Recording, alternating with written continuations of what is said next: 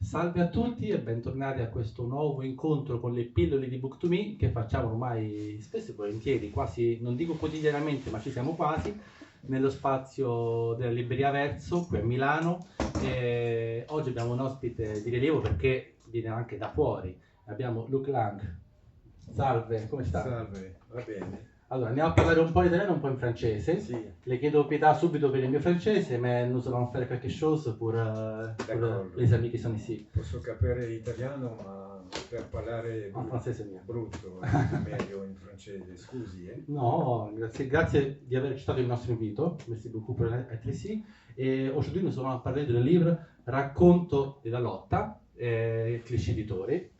Et nous allons à décider qu'est-ce que c'est le Racconto della lotta, de qu'est-ce que parle le livre. C'est un livre à la fois qui est un récit, qui est un roman, qui est un ouvrage de philosophie, avec des éléments autobiographiques qui sont réels, mais qui sont mélangés en ce sens qu'il y a différents registres d'écriture, et il y a tous les registres en même temps, en essayant de faire un livre qui puisse réunir tous ces registres de langue dans une fluidité qui fait qu'on peut le lire comme un roman, j'espère.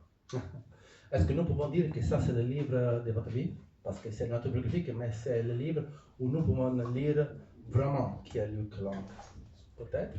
Je préférerais que ce soit le livre de votre vie.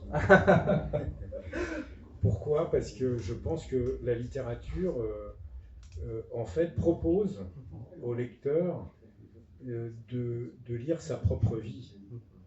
Et que si c'est la mienne qu'on lit, c'est pas intéressant. Non, c'est beaucoup. Non, parce que en fait, ma vie n'intéresse que la famille et les amis. Mais c'est vrai que je trouve que raconter sa vie n'est pas très intéressant.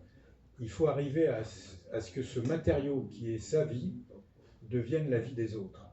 Et donc, il faut la travailler par l'écriture de manière à ce que les lectrices et les lecteurs puissent y voir leur propre vérité et leur propre vie dedans, pour que ce soit de la littérature. Ah oui, complètement. Est-ce que vous avez passé beaucoup de temps à chercher d'entre vous qu'est-ce que vous êtes comme garçon? Je vous entendais. Il était difficile à parler avec le Luc Lang qu'il avait 5 ans, 10 ans, 13 ans, ou c'est un contact direct que vous avez avec votre infantile? J'ai pas de problème du tout à évoquer les années d'enfance. Mes souvenirs remontent à très loin, puisque j'ai des souvenirs très précis quand j'ai 2 ans et demi. Donc, c'est pas un problème pour moi de parler de l'enfance. Même si, quand je vois des photos de moi enfant, c'est une autre personne en fait. Ah ouais, c'est pour ça. C'est une autre personne. C'est-à-dire, l'enfant est encore en moi, mais en fait, c'est vraiment une autre personne qui est perdue d'une certaine façon. Et qu'est-ce que vous voulez dire à la personne qui vous était quand vous êtes enfant? Ça, je ne sais pas. C'est une bonne question, je trouve. C'est une très bonne question, mais j'ai pas de réponse. Simplement, ce qui est sûr, c'est que l'enfant n'a pas la parole. Vous savez, on dit que étymologiquement, enfant veut dire qu'il n'a pas la parole. Ah ouais, je sais pas. Voilà.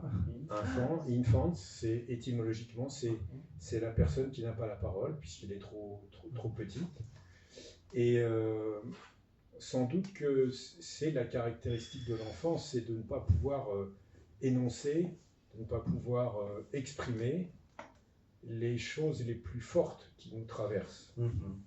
Et que l'on peut exprimer, mais c'est trop tard, c'est-à-dire quand on est adulte. Et après, pour terminer, en question que je vais, parce que j'ai lu le livre et je veux vous demander qu'est-ce qu'a découvert votre famille de vous après qu'ils ont lu le livre? Est-ce qu'il a encore découvert un look différent, un look qui avait des choses qu'il ne pouvait pas comprendre, ou c'est la même personne dans le... Pour mes enfants, c'était un livre très important. Ah, Parce qu'ils avaient l'impression de mieux comprendre leur père. C'était pas tellement qu'il y avait des nouvelles choses, c'était qu'ils avaient un regard différent après l'avoir lu. Et aussi un contentement, une joie que ça soit écrit. Comme si ça existait plus si c'était écrit que si ça n'était pas écrit. Merci beaucoup pour tout, merci beaucoup pour votre Merci. temps. Et maintenant, il y a la présentation de votre livre. Et j'espère de vous rencontrer une autre fois et de parler beaucoup de temps de la raconte de la notte. E bravo per parlare Oh, merci. francese. Bravo. Merci beaucoup. Grazie. Grazie. Grazie a tutti e grazie a Alberto sempre che ci ospita e vi ricordiamo sempre che in settimana poi ci sarà la nostra recensione dell'ultimo libro di Luc Lang edito da Clisci Editore. Grazie e buona serata. Grazie. Buona serata.